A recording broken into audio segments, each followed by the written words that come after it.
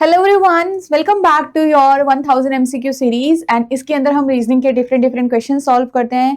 I hope आप सभी को ये सीरीज जो है वो पसंद आ रही होगी and you are liking this and तो कमेंट जरूर करिएगा एंड कमेंट करके बताइएगा कि आपका क्या फीडबैक है।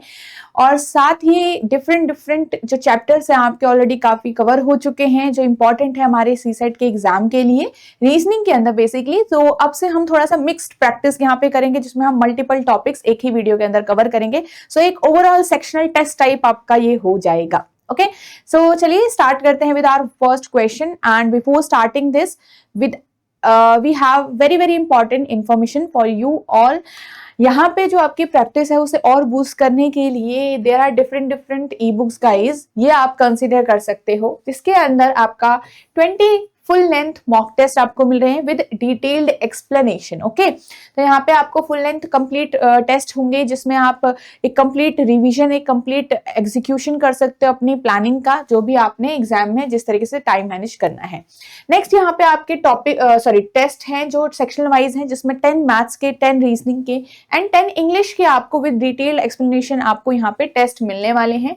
तो अगेन ये आपको हेल्प करेगा हर एक सब्जेक्ट को और स्ट्रॉन्ग बनाने में। नेक्स्ट आपके पास है PYQ का एक डिटेल एक्सप्लेनेशन के साथ ई बुक जिसमें आपके प्रीवियस ईयर क्वेश्चंस आपको विद एक्सप्लेनेशन मिलेंगे फ्रॉम 2019 टू 2025 और ये आपको काफी हेल्प करने वाले हैं आपके एग्जाम की प्रिपरेशन में। और आप कहाँ से इसको कहाँ से इनरोल कर सकते हैं, इस वीडियो के डिस्क्रिप्शन में भी आपको इन ई बुक्स का लिंक मिल जाएगा। साथ ही आप यहाँ पे एडुटैप की वेबसाइट पे जा सकते हो। ठीक है, तो मैं आपको शो कर देती हूँ। वेबसाइट में आपने store.edutap.in पे जाना है। ठीक है, तो वहां पे आप जाएंगे तो इस तरीके से ये बुक्स आपको दिख जाएगी। आप इनको सेपरेटली भी ले सकते हो जिसमें आपके पास यहाँ पे PYQ वाली बुक है। ठीक है, या फिर आप 20 फुल लेंथ प्लस आपका 30 प्रैक्टिस सेट्स वाला है उसको आप ले सकते हो। ठीक है, और ये आपका अलग अलग भी सारी बुक्स हैं जिसमें से अगर आपको लग रहा है कि इस पर्टिकुलर बुक को मुझे लेना है तो उस हिसाब से यहाँ पे आप कंसिडर कर सकते हो। या फिर ये आपको कॉम्बो, मतलब तीनों ही जो बुक्स हैं तीनों ही चीजें आपको हेल्प करेगी आपकी एग्जाम की प्रिपरेशन में। तो आपका कॉम्बो पैक है इसमें ये सारी ही बुक्स एक साथ आपको प्रोवाइडेड हैं। ओके, तो यहाँ पे से जाके आप इसमें एनरोल कर सकते हैं। store.edutap.in पे जाना है या फिर लिंक आपको डिस्क्रिप्शन बॉक्स में मिला हुआ है गाइस। ओके, साथ ही अगर आप यहाँ पे वीडियोस के थ्रू कवर करना चाहते हैं अपने इंपॉर्टेंट टॉपिक्स और समझना चाहते हैं कि क्वेश्चन कैसे सॉल्व किया जाता है तो ये जो आपका मास्टर कोर्स है UPSC सेट का वो आपको काफी हेल्प करता है आपकी एग्जाम की प्रिपरेशन में। इसके अंदर अभी लाइव क्लासेस अभी प्रेजेंट टाइम पे चल रही हैं गाइस और ये आपकी रिकॉर्डेड फॉर्म भी होती है इन लाइव क्लासेस की। मतलब जो क्लासेस आपकी मिस हो गई हैं किसी कारणवश वो आप दोबारा से यहाँ पे रिकॉर्डेड फॉर्म में देख सकते हो जिसमें से आप कम समय में अपना जो इंपॉर्टेंट टॉपिक्स है UPSC सेट के लिए वो कवर कर सकते हो। ठीक है, और रिकॉर्डेड वीडियोस भी है और कई आप में से ऐसे भी होंगे जो नेक्स्ट ईयर के लिए भी तैयारी कर रहे होंगे तो वहां से आपको ये मास्टर कोर्स काफी हेल्प करेगा। आपको इसका भी जो लिंक है वो इसी वीडियो के डिस्क्रिप्शन में मिल जाएगा। साथ ही आप यहाँ पे वैलिडिटी भी अपने हिसाब से चूज कर सकते हैं। ओके, एंड इसके अंदर आपको क्लासेस मिलेंगी, रिकॉर्डेड वीडियोस तो है ही, आपके मॉक टेस्ट जितने आपके सेक्शन हो गया, फुल लेंथ हो गया, ये सारी ही चीजें आपकी इसमें भी इन्वॉल्व हो रखी हैं। ओके, सो चलिए आज का फर्स्ट क्वेश्चन स्टार्ट करते हैं। ठीक है, जैसे मैंने आपको बताया अब से हम मिक्स्ड प्रैक्टिस सेट्स करेंगे यहाँ पे। तो this is the part 1 and हमारा फर्स्ट क्वेश्चन ही ब्लड रिलेशन का है। How is P related to Q पूछा गया कि P रिलेटेड कैसे है Q से। तो इस टाइम पे याद रखिएगा इस जो P पर्सन है इसका आपको जेंडर पता होना चाहिए जिसका भी पूछा गया है और उसी का जनरेशन गैप इस पर्टिकुलर पर्सन से आपका पता होना चाहिए। अगर मैं यहाँ पे पहली स्टेटमेंट देखूं ये किस फॉर्मेट में है, आपका डेटा सफिशिएंसी फॉर्मेट में है। आपके पास Q is the sister of R who is son of P, आपको ये दिया गया है। ठीक है, तो आपके पास देखो पहले बनाओ इसको, Q is the sister, Q जो है वो सिस्टर है R की, R जो कि सन है, R हु इज द मतलब मैंने आपको सिखाया है हु का मतलब होता है कि हु के बाद कोई भी न्यू सब्जेक्ट नहीं ऐड हो रखा है। तो हु का मतलब क्या है कि वो उसके नियरेस्ट पर्सन का इंफॉर्मेशन बाद वाली बताएगा। ठीक है, तो who is the son of P, R is the son of P, यहाँ पे इतना हो चुका है। अब यहां से मुझे P का Q से ये तो पता चल गया कि P इज द पेरेंट, यहां से ये तो पता चला कि P इज द पेरेंट। क्या आपको ये पता चला कि वो मेल है या फीमेल है या फिर मदर है या फादर है?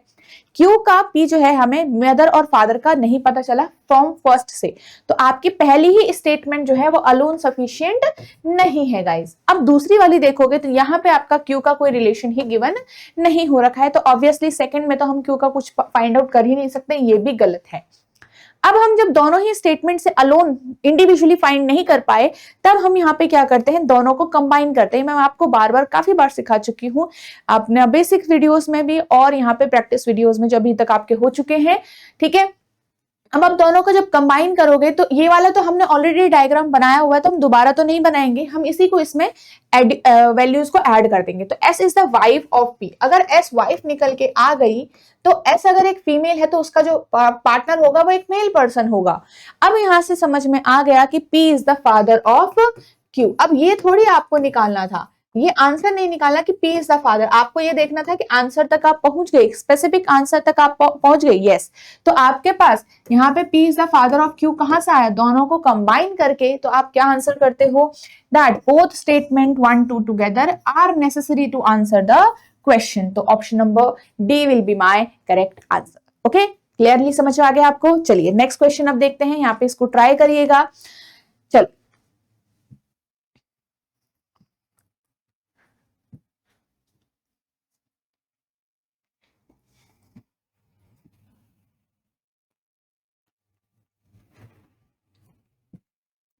M is the daughter of T। M क्या है, T की डॉटर है।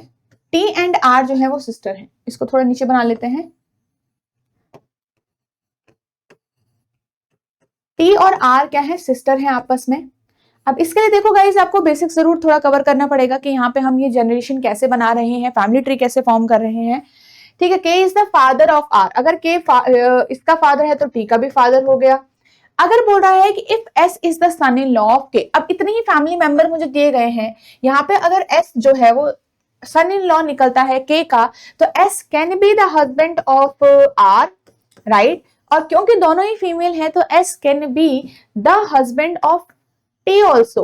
तो इसका मतलब ये नहीं हमें क्लैरिटी होगी कि आपके पास S जो है वो इनमें से किसका पार्टनर होगा, ये क्लैरिटी नहीं है। यहां भी हो सकता है, यहां भी हो सकता है। अब इतनी ही फैमिली ट्री हमारी इंफॉर्मेशन में आया हुआ है, तो यहीं से हम आगे चलेंगे कि इनमें से कौन सी स्टेटमेंट डेफिनेटली ट्रू है या करेक्ट है। डेफिनेटली तभी आप बोल पाओगे जो चीज स्पेसिफिक है। यहाँ पे क्या S ब्रदर है T का, गलत है ये तो। क्या S हस्बैंड है M का, ये भी गलत है। क्या हस्बैंड है R का, ये भी गलत है। क्यों, क्योंकि R का हस्बैंड ये कंफर्म नहीं है इतनी सी इंफॉर्मेशन से। तो यहाँ पे आपका आंसर होगा नन ऑफ दीज, कि इनमें से कोई भी आपका स्टेटमेंट करेक्ट नहीं है। अगर इसी को वो ये चेंज करके बता दे, पूछ लेते कि R कैसे रिलेट है M से या फिर S से या T से, जिससे T से तो रिलेशन है, R S से कैसे रिलेट है, ठीक है, तो आपके पास यहाँ पे डेटा इनएडिक्वेट आता। ओके, चलिए नेक्स्ट स्टेटमेंट, ये इनइक्वालिटी वाला क्वेश्चन है आपका। देखिए आपके पास ये स्टेटमेंट्स दी गई हैं, अलग अलग एलिमेंट्स के बीच में रिलेशन दिया गया है, दो कंक्लूजन दिए गए हैं, आपको पता करना है कि इनमें से कौन सा कंक्लूजन आपका फॉलो कर रहा है। देखो आपके पास है कि यहाँ पे C ग्रेटर F दिखा रहा है। मैंने आपको सिखाया है कि C ग्रेटर F, देखो C और F के बीच में, C और F के बीच में एक ये वाला सिंबल है, एक ये वाला सिंबल है और एक ये वाला सिंबल है। किसको प्रेफरेंस मिलेगी, इन तीनों में से ही इसको मिलेगी। क्या कंफर्म है ये तीनों एक ही जैसे सिंबल हैं, एक ही फैमिली के सिंबल है, बिल्कुल। तो C और F के बीच में इसको प्रेफरेंस मिलेगी स्टेटमेंट में से। अब स्टेटमेंट में से ये निकल रहा है, कंक्लूजन में ये दिया गया, क्या ये सेम टू सेम रिलेशन दिखा रहे हैं, बिल्कुल। तो ये सेम टू सेम है, इसलिए ये करेक्ट होगा। अब L से G की तरफ देखिए, L should be greater. L से G की तरफ आपको ये दिख रहा होगा और L से आपको G की तरफ ये वाला सिंबल दिख रहा है, ये वाला सिंबल, और आपको एक और बार ये, तो इसको छोड़ देते हैं क्योंकि वो ऑलरेडी प्रेजेंट है ही, ठीक है। और एक बार आपको इक्वल दिख रहा है, तो आपके पास इन तीनों में ही L और ये वाले सिंबल को प्रेफरेंस मिलेगी। रिमेंबर द डायरेक्शन ऑल्सो, ठीक है। L ही ग्रेटर है तो L ही यहाँ पे भी ग्रेटर होगा। क्या ये सही है, देखो अब यहाँ पे आपको इन दोनों की डायरेक्शन लग रही होगी, क्योंकि वहां पे L पहले है, यहाँ पे G पहले, तो इसका कोई दिक्कत नहीं है। आप देखो L ग्रेटर है G से कि नहीं, L ग्रेटर ही है G से यहाँ पे भी, तो सेम टू सेम रिलेशन है आपके, इसलिए आपका दोनों ही ट्रू निकल के आ गए, ठीक है। चलिए यहाँ पे same to same next question की तरफ देखो।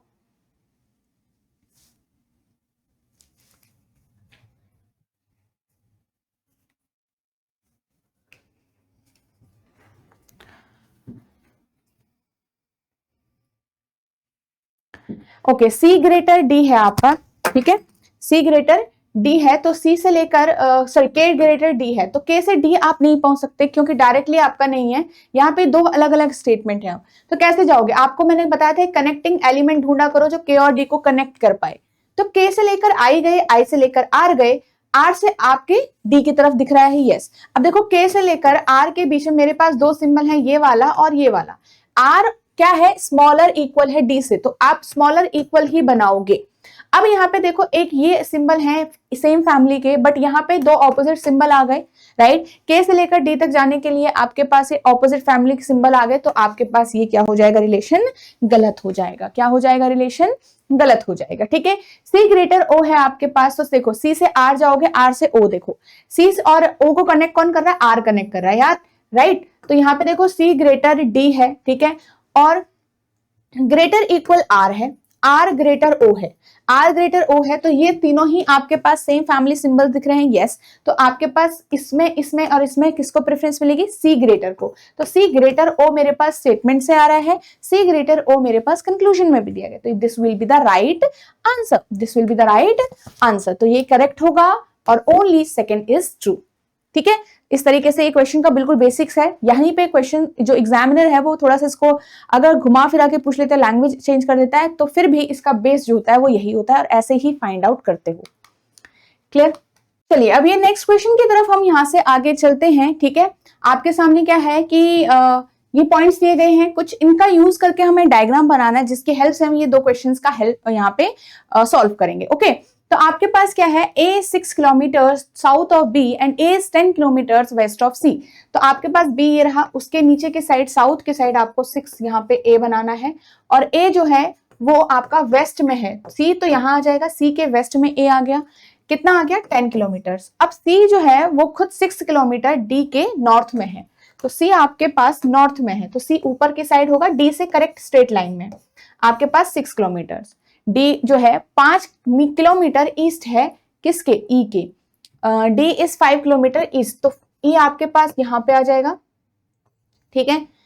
फिर उसने कहा एफ जो है वो 9 किलोमीटर वेस्ट है, तो एफ जो कि आपके पास 9 किलोमीटर वेस्ट है यहां पे, किससे? बी से, और खुद 12 किलोमीटर, तो 12 आपका कहां तक बनेगा? कुछ यहां तक बनेगा, क्योंकि ये 6 + 6 12 है, ए बी 6 है और ये भी 6 है, तो यहाँ पे तक आपके पास जी आ जाएगा विद 12 मीटर। तो ये जो ये है, ये दोनों ही तीनों ही पॉइंट्स आपके सेम लाइन में लाई करेंगे। What is the total distance covered by a person moving from D to F? तो आपको पूछा है कि टोटल डिस्टेंस, अब यहाँ पे कोई शॉर्ट डिस्टेंस नहीं है, यहाँ पे टोटल उसने नेम दिया है, और ऑल्सो कि ट्रेवल करेगा अगर D से लेकर F के बीच में, तो D से लेकर F जाना है, तो 6 10 6 और 9 कितना हो जाएगा? 6 + 6 और ये हो जाएगा पूरा 22, 9 हो जाएगा 31, तो मेरा आंसर कितना आ जाएगा? 31 kilometre. G is in which direction with respect to D? तो G आपके पास D के कौन से डायरेक्शन में है? तो अगर आप देखोगे D से वेस्ट की तरफ वो करेक्टली, क्योंकि ये 12 और ये 12 सेम है, मेजरमेंट सेम है, मैंने आपको बताया सेम लाइन पे लाई करेगा, तो it is correctly west, west will be the answer, okay. चलिए नेक्स्ट क्वेश्चन की तरफ यहां से आगे चलते हैं, इसको ट्राई करेंगे।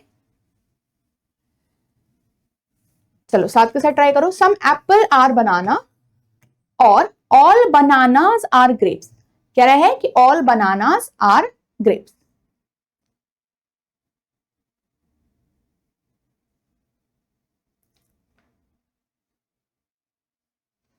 ठीक है, तो some apple are all bananas are grapes, ठीक है। तो some apple are grapes, yes it is correct. Some grapes are not banana, this is not correct, ठीक है। ऑल एप्पल्स आर ग्रेप्स, क्या सारे एप्पल ग्रेप्स दिख रहे हैं? नहीं। और सम एप्पल्स आर नॉट बनाना, ये भी गलत होगा, क्योंकि सिर्फ पॉजिटिव रिलेशन के बारे में पता है, नेगेटिव के बारे में जब नहीं पता है तो उसको गलत ही करेंगे, तो सिर्फ फर्स्ट ही मेरा यहाँ पे करेक्ट होगा। नेक्स्ट क्वेश्चन की तरफ यहां से हम आगे चलते हैं, इसको ट्राई करेंगे एक बार अब।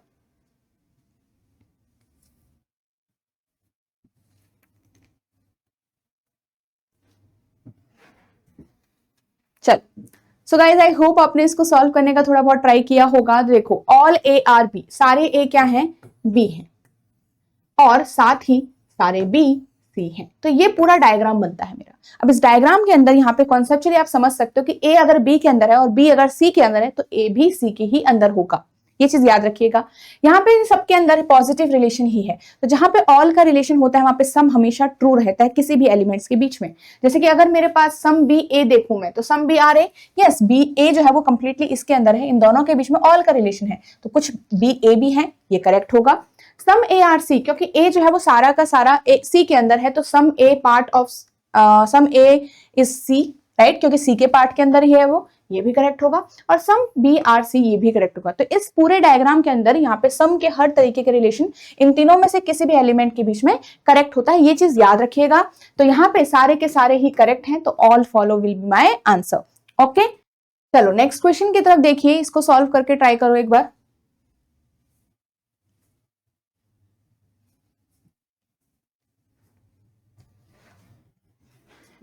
सो आपको मैंने फॉर्मूला सिखाया हुआ है यहाँ पे, theta is equal to 30h minus 11/2m, आपका ये हो गया, ठीक है, मोल। अब 30h का क्या मतलब है? 30h का मतलब है 7 माइनस 11/2 और यहाँ पे आ जाएगा 20। तो ये 2 से 20 कैंसिल हो जाएगा, 10 बच जाएगा यहाँ पे, तो आपका यहाँ पे जाएगा 110, ठीक है, ये हो गया 110 माइनस 210 मोड, ठीक है। आपके पास 210 से 110 माइनस होगा तो आंसर कितना आ जाएगा? 100 डिग्री, ठीक है। तो ये आपका एंगल आ गया, सिंपल। तो याद रखिएगा ये फॉर्मूला तभी यूज होता है जब आप आर हैंड और मिनट हैंड के बीच का ही एंगल फाइंड आउट कर रहे होते हो। एक और क्वेश्चन है, बट ये आपका होमवर्क होगा, इसको आप होमवर्क से जरूर सॉल्व करिएगा गाइस, एंड आई होप आपको ये वीडियो हेल्प करी होगी। अगेन डिफरेंट क्वेश्चंस की प्रैक्टिस करने के लिए, और साथ ही छोटी सी वीडियो थी जिसमें हमने 9 क्वेश्चंस की आज प्रैक्टिस कर ली है, और 10th आप होमवर्क से करोगे। एंड आई होप ये जो सीरीज है आपको काफी हेल्प किया होगा आपकी प्रेपरेशन जर्नी में। सो लाइक जरूर करिएगा वीडियो को guys, and thank you so much everyone. And साथ ही अगर आप यहाँ पे ये देखना चाहते हो कि आपका जो कोर्स है वो आपको कहाँ पे विजिबल होता है, तो यहाँ पे ये तो स्टोर था जिसमें आपके पास ये ई बुक्स हैं, आप अगेन कंसिडर कर सकते हो, जिसमें आपकी कंप्लीट 3 बुक्स हैं, ठीक है, जिसके अलग अलग भी है। अगर आपको सिर्फ 1 बुक चाहिए तो आप यहाँ पे अलग अलग भी इनको यहाँ पे एनरोल कर सकते हो इनके अंदर, ठीक है, मतलब इनको परचेज यहाँ पे से कर सकते हो। और आपके पास यहाँ पे अगर मैं कोर्स की बात करूँ तो कोर्स के अंदर आपके यहाँ पे कोर्सेज पे जाकर आपको सीसेट कोर्सेज को चूज करना होता है। सीसेट कोर्सेज को चूज करोगे तो आपको यहाँ पे क्या चीज दिखेगी, आप देख सकते हो यहाँ पे आपका यूपीएससी सीसेट का पूरे मास्टर कोर्स है, साथ में आपके पास इसके डेमो लेक्चर्स भी हैं, ठीक है, ये आप कंसिडर कर सकते हो। और नो मोर पे और भी डिटेल आपको मिल जाएगी, साथ ही बाय नाउ पे जाके आप इसमें एनरोल कर सकते हो गाइस, ठीक है। चलिए, thank you so much guys, we will meet in the next video.